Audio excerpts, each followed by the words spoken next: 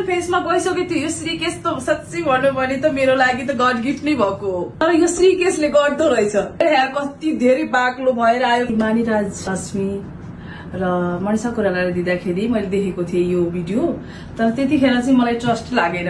मलाई चाहिँ सरले बिजनेस पोलिसी जस्तो लागिरहेको थियो। अनि फर्स्टचोटि त मैले सरको बारेमा नेगेटिभ सोचिरहेको थिएँ, यो ठुल्ठुलो मान्छेहरूलाई बिजनेस गर्ने तरिका होला जस्तो। तर सरले साँच्चै यो गुड होइन, यो ग्रेट जब यो हजुरले बनाउनु भएछ हामीहरूको लागि होइन। नारी भन्ने बित्तिकै हजुरलाई थाहा छ नि, नारी भन्ने बित्तिकै नि हेयर र हेयर हुने बित्तिकै सौन्दर्य।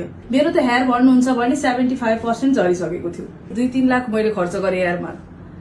यति धेरै मेरो हेयर फल भएर म डिप्रेसनमा गएको थिएँ। मेरो घर फ्यामिलीको मान्छेहरू सबैजना तिम्रो हेयर कट गरेर तिमी क्याप लगाएर हिँड्न भन्नुहुँदै थियो। तर यो श्रीकेशले गर्दो रहेछ। पछि मैले लगाउँदै गएपछि कपाल निस्किने उम्रेको होइन, एउटाको ठाउँमा त 2टा उम्रिदो रहेछ साँच्चै।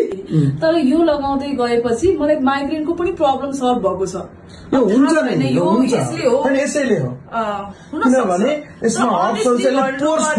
I love this too good Shrikesh. भन्दा 2 घण्टा अगाडि लगाउँछु अनि त्यसपछि हजुर अनि नलाउँछ हप्ता 3 पटक हेर्नुहोस् न मेरो हेयर अहिले।